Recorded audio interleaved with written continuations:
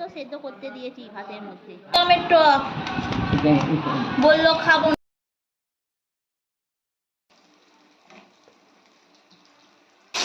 এই মৌসুম ঠিক আছে।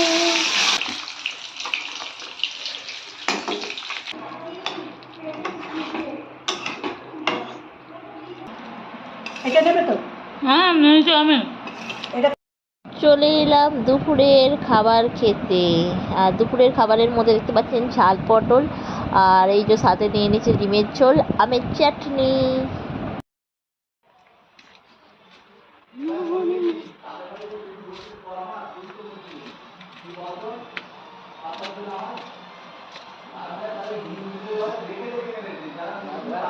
নমস্কার, কেমন আছেন সবাই? সঞ্চিতার ডেইলি লাইফস্টাইল ব্লগে সবাইকে অনেক অনেক স্বাগত। আর আমি সঞ্চিতা চলে এসেছি আপনাদের কাছে একটা নতুন ব্লগ নিয়ে। আর আজকে দুপুরের খাবারটায় কি বানিয়ে নেবো বলুন তো? এই যে কুমড়ো দেখতে পাচ্ছেন, এটা হলো আমাদের বাড়ির কুমড়ো, তো মা পাঠিয়েছিল। আর এই কুমড়ো দিয়ে পটলের একটা সবজি হবে, সাথে দেখতে পাচ্ছেন আম আর আমের চাটনি হবে।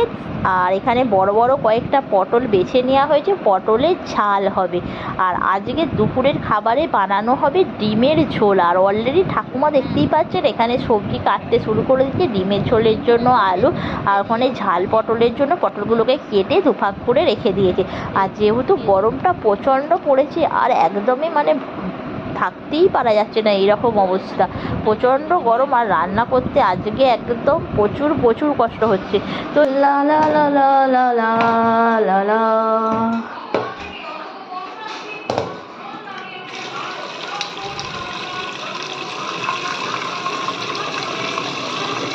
এক্ষুনি তো এদিকে ভাতটা বসিয়ে দিয়েছি, সাথে ভাতের মধ্যে দিয়ে দিয়েছি গোটা গোটা ডিম, কাঁচা ডিমটা সিদ্ধ করতে। আর এখানে একটু আদা আর একটু পেঁয়াজ আমি চেঁচে নিচ্ছি ডিমের ঝোল বানাবো বলে। আর সাথে যে ঝাল পটলটা বানাবো তার জন্য একটু চেঁচে নিচ্ছি।